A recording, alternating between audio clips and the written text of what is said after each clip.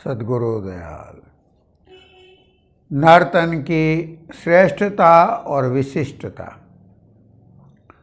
बाहर सृष्टि मंडल बांध करके रची गई है।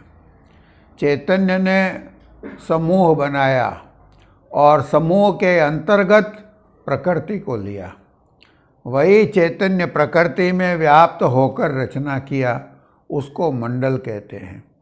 जितने चैतन्य मंडल सृष्टि में रचे गए हैं, उतने ही अत्यंत सूक्ष्म बिंदु हम सब भाई बहनों यानी मनुष्यों के शरीर में भिन्न भिन्न स्थानों पर रचे गए हैं। प्रत्येक चैतन्य मंडल से चैतन्य तार उतरकर चैतन्य धार रवां और जारी होकर के यानी चैतन्य धार निकल करके आकाश में होती हुई हम सब के शरीरों में अपने नियत बिंदु पर टकरा रही है, अपने बिंदुओं पर लग रही है। यानी हर एक चैतन्य मंडल से चैतन्य तार आकर के अपने अपने बिंदुओं पर लग रहा है। ये चैतन्य मंडलों की नकल के बिंदु केवल मनुष्यों के शरीर में पूरे पूरे रचे गए हैं। जब इस आध्यात्मिक साधना के वेदी गुरु मिलेंगे और साधना का तरीका अंतर में समझाएंगे, तब हम उस तरीके की कमाई करके अपने मन और जीवात्मा को एकाग्र करके अपने अंदर ले जा करके जिस बिंदु पर टकराएंगे यानी लगाएंगे, उस बिंदु पर पहुँचते ही जो चैतन्य तार या चैतन्य धारा उस चैतन्य मंडल से आकर उस बिंदु पर लग रहा है, वह चैतन्य तार जीवात्मा को खींच लेगा। खींच करके सुरत जीवात्मा को उस चैतन्य मंडल की सैर कराएगा। साधक जीवात्मा उस चैतन्य मंडल में पहुंचकर वहाँ का प्रकाश, आनंद और शक्ति अपने में प्राप्त करेगी। इसी तरह से अपने अंतर में सब बिंदुओं को, बाहर रचना के मंडलों को पार करके यह सुरत सर्वेश्वर प्रभु का दर्शन करके स्वयं सर्वशक्तिधीश्वर बन जाएगी। चैतन्य मंडलों की नकल के ये बिंदु मनुष्य शरीर में ही पूरे पूरे रचे गए हैं। इसलिए मनुष्य शरीर की बहुत ज़्यादा तारीफ की गई है। संतों ने इसे देव दुर्लभ देही कहा है। उच्च कोटि के अवतार जैसे भगवान राम और कृष्ण और परम संत जैसे कबीर साहेब जी, दादू साहेब जी, नानक साहेब जी, पलटू साहेब जी, जगजीवन साहेब जी और राधा स्वामी साहेब जी वगैरह सभी संतों ने इसे देव दुर्लभ देही बताया है। यानी सारी सृष्टि में श्रेष्ठ और देवताओं को मिलना दुर्लभ।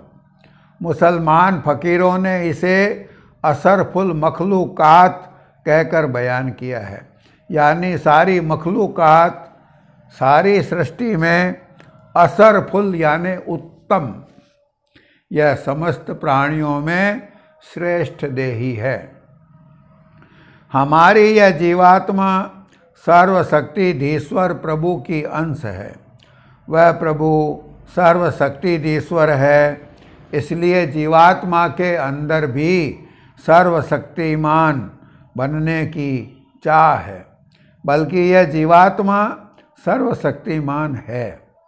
इस सर्वशक्तिमान जीवात्मा में माया यानी जड़ता की मिलोनी हो जाने के कारण यह अपनी सर्वशक्तिमानता को बिल्कुल क्षीण कर बैठी है।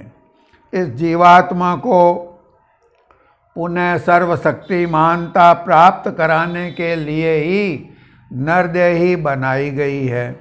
उस दयालु प्रभु ने दया करके नरदेही की रचना इस तरह से की है कि सारी सृष्टि का नमूना इस नरदेही को बनाया है।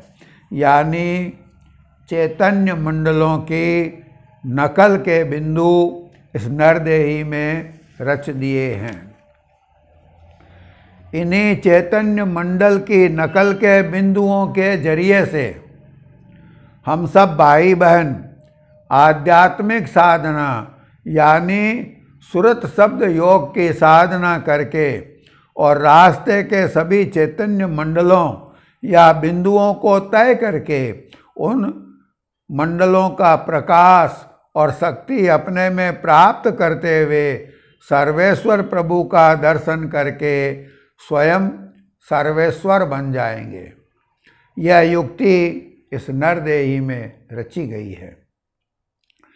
यह युक्ति न तो देवताओं की देही में न ही पशुओं की देही में रची गई है। चैतन्य मंडलों की नकल के बिंदु देवताओं के शरीर में पूरे नहीं हैं। उनके अंदर नीचे के चैतन्य मंडलों की नकल के बिंदु नहीं रचे गए हैं। ऊंचे के चैतन्य मंडलों की नकल के बिंदु पशुओं के अंदर नहीं हैं। इसलिए आध्यात्मिक साधना देवता और पशु दोनों ही नहीं कर सकते। देवताओं का शरीर तथा पशु शरीर सभी भोग योनियां हैं। देवता शुभ कर्मों का फल सुख भोगते हैं।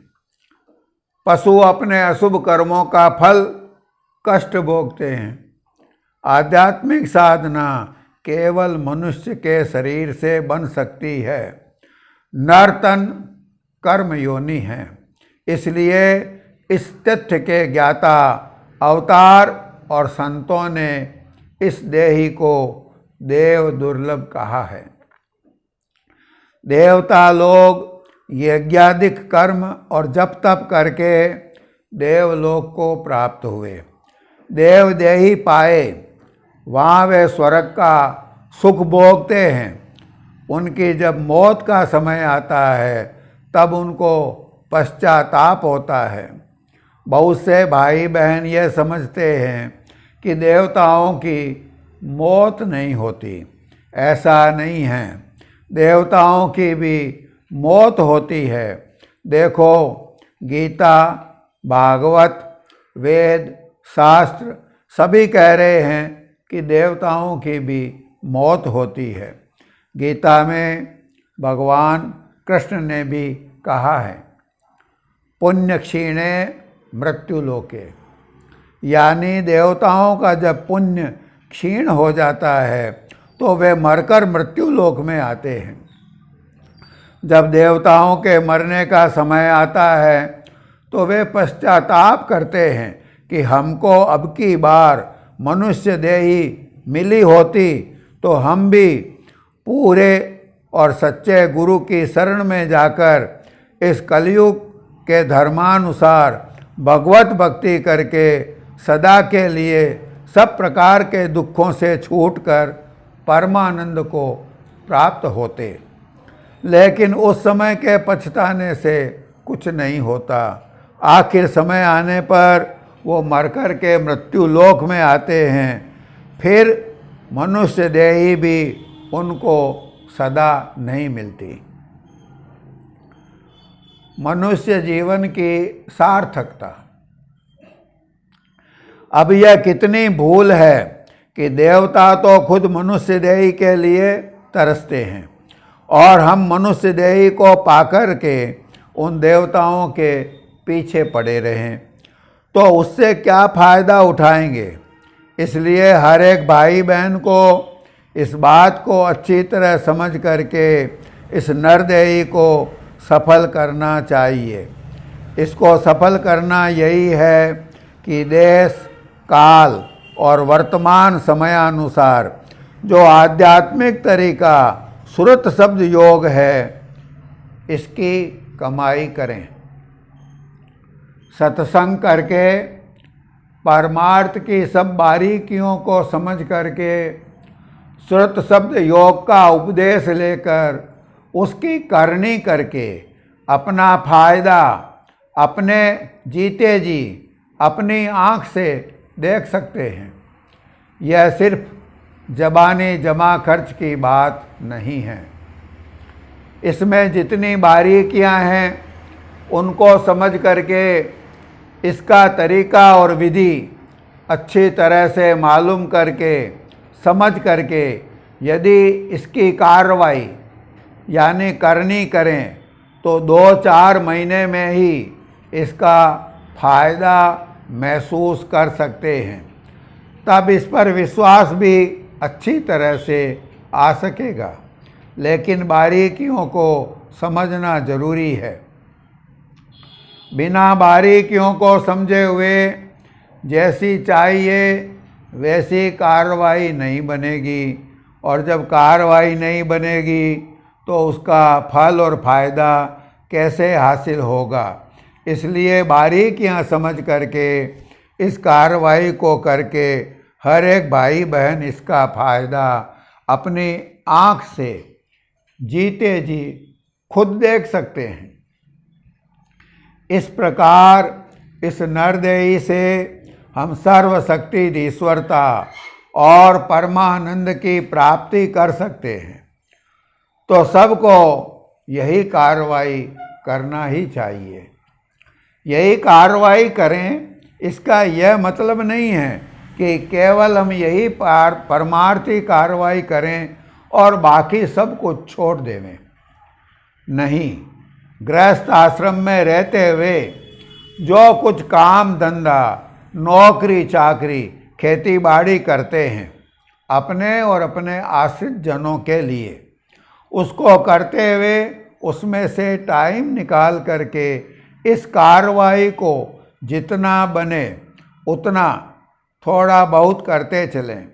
मतलब प्रतिदिन 2 घंटा 3 घंटा टाइम इसमें भी लगाते चलें तो अपना स्वार्थ और परमार्थ दोनों बना सकते हैं। ऐसा नहीं किया गया तो नरदेही की सफलता नहीं होगी। नर तन सम नहीं कवन उदेहि, जीव चराचर जाचत तेहि। नरक स्वर्ग अपवर्ग निसेनी, ज्ञान विराग भगति शुभ देनी। सो तन धरि हरि भजई न जे नर, होई विषय रत मंद मंद तर। कांच किरिच बदले ते लेहि, करते डारी परस मणि देहि। यदि नरदेही को सफल नहीं किया गया तो हम बहुत भारी गफलत में जाएंगे और हमारा बड़ा भारी नुकसान होगा, क्योंकि मनुष्य देही से जबकि ऐसी ताकत हासिल कर सकते हैं कि सर्वेश्वर प्रभु से मिलकर सर्वेश्वर ही बन सकते हैं, तो यदि यह काम न करके हम यदि संसार में खाने पहनने, धनाढ्य बनने या विद्वान बनने या बड़ा भारी कारीगर बनने की ख्वाहिश में लगे रहे तो इनमें हमारी जो अभिलाषाएं हैं, जो इच्छाएं हैं, वह पूर्ण नहीं होगी, दुखों से हमारी रिहाई नहीं होगी। सब भाई बहनों के अंदर यह अभिलाषा उठती रहती है कि हम ज़्यादा ताकतवर बने, हम ज़्यादा सुखी रहें, हमारी मान प्रतिष्ठा दुनिया में ज़्यादा हो।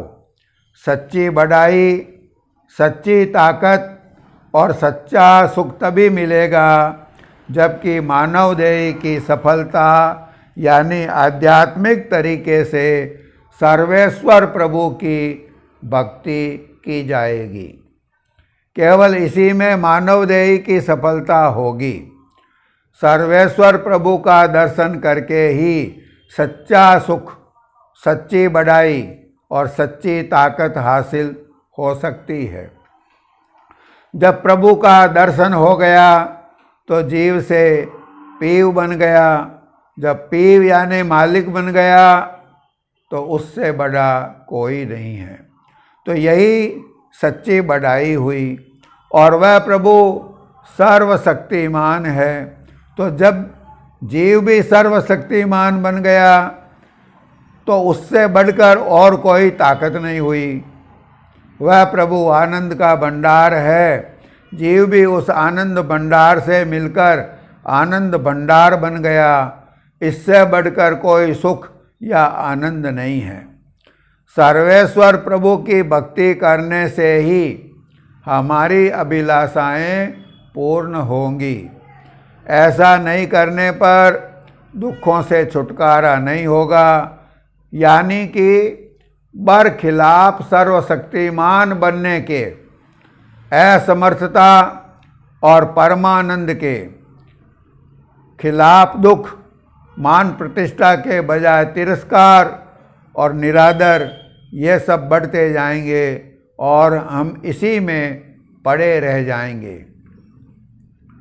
करोरी कोई सत्संग आज बनाए, नरते ही तुम दुर्लभ पाई, अस अवसर फिर मिले न आय, तेरी आसुत धन दाम बढ़ाई, यह सुख फिर दुख मूल दिखाए, या से बचो गहो गुरु शरणा, सत्संग में तुम बैठो आए। दुनियावी तरीके से हम सच्चा सुख, सच्ची बढ़ाई और सच्ची ताकत प्राप्त करना चाहें तो कभी सफल नहीं हो सकते। यह तीनों बातें जाहिरा तरीके से पूर्ण रूप से कभी प्राप्त नहीं हो सकती।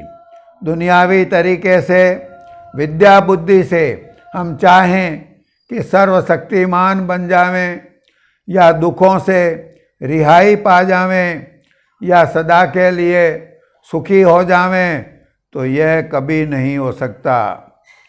सभी भाई बहन देख सकते हैं, विचार कर सकते हैं कि वर्तमान समय में दुख से बचाव के लिए, ज़्यादा ताकत हासिल करने के लिए जितने तरीके हैं, उनमें साइंस यानी विज्ञान की प्रगति का तरीका ज़्यादा बढ़ा चढ़ा है। यहाँ तक कि वैज्ञानिक रॉकेट छोड़ रहे हैं, दूसरी पृथ्वियों पर जाने की सोच रहे हैं, कई प्रकार की मशीनें बना लिए हैं, ऐशो आराम के कई सामान इकट्ठा कर लिए हैं, लेकिन सब प्रकार के दुखों से और ख़ास तौर से कुदरती दुखों से छुटकारा पाने की बिल्कुल भी आशा नहीं बनती है। कुदरती दुखों से छुटकारा पाना असंभव या नामुमकिन है। साइंसदान लोगों को खुद को यह आशा नहीं बनती, या वे खुद भी यह नहीं कह सकते कि हम कुदरती दुखों से कभी छुटकारा पा जाएंगे। कुदरती दुख कौन कौन से हैं? जैसे जन्मने और मरने का दुख, भूकंप का दुख, ओलापात का दुख, ये जितने तारे हैं ये सब पृथ्वियाँ हैं। जब किसी पृथ्वी की आकर्षण शक्ति यानी उसका गुरुत्वाकर्षण क्षीण हो जाता है तो वह अपने आसपास की दूसरी पृथ्वियों की तरफ जिधर उसका आकर्षण ज़्यादा हुआ उधर जाएगी। तब हजारों टन के मिट्टी पत्थर किसी न किसी दूसरी पृथ्वी पर जिधर आकर्षण हुआ है उधर गिरते हैं, और यदि आबादियों पर पड़ते हैं तो नष्ट भ्रष्ट कर देते हैं। इससे शास्त्रों में उल्कापात कहा गया है। तो उल्कापात का दुख, महावृष्टि यानी बहुत ज़्यादा बारिश होने का दुख, और अनावृष्टि यानी बिल्कुल बारिश न होने का दुख।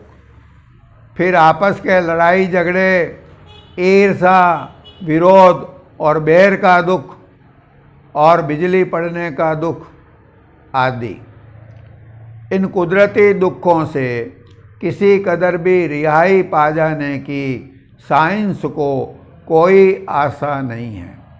साइंस वालों ने बहुत उन्नति किया है। इन लोगों ने कई बलिदान दिए, कितने ही मर खपे, कितनी कितनी भारी मुसीबतें भी इन लोगों ने उठाया है। कितना धन और समय साइंस की उन्नति में खर्च किया गया। दरअसल में लौकिक दृष्टि से इनकी उन्नति सराहनीय है, किंतु इतनी भारी कोशिश, मेहनत और परिश्रम व्यय करने पर भी हम दुखों के शिकार ही बने रहे, क्योंकि इनका तरीका और प्रयत्न बाहरी है। दुनिया के किसी भी काम से आप सदा के लिए सुखी नहीं हो सकते, चाहे आप कितना भी धन कमा लें, किंतु मौत के समय जो भारी दुख होता है उससे वह धन छुटकारा नहीं करा सकेगा। मौत के दुख से तो कोई क्या बच पाएगा, कर्मों के दुख से भी नहीं बच पाएगा। दो तरह के कर्म होते हैं, एक तो स्वाभाविक यानी साधारण कर्म, दूसरे तीव्र कर्म। तीव्र कर्मों के उदय होने पर जो दुख होता है उससे वेद, डॉक्टर, संपत्ति, वैभव, शरीर बल और बुद्धि बल सभी हार मान जाते हैं।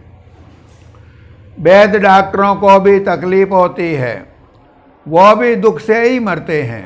यदि वैद डॉक्टरों के हाथ में होता तो वे लोग क्यों दुख पाते और क्यों मरते।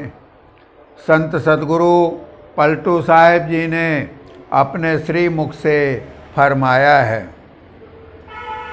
वेद धनंतर मर गया पलटू अमरन कोय, सुर नर मुनि योगी यति सभी काल बसोय। राम कृष्ण परशुराम ने मरना किया कबूल, मरना किया कबूल, मरे से बचे न कोई। 10-14 अवतार काल के बस में होई। कोई अमर नहीं है। धन्वंतरी विष्णु भगवान के 24 अवतारों में गिने जाते हैं, तो उन्होंने भी मरना कबूल किया। कहने का मतलब कि दुनिया में लौकिक दृष्टि से चाहे बड़े से बड़ा कितना भी बड़ा हो जाए, लेकिन दुख या तकलीफ से सभी लोग मर रहे हैं।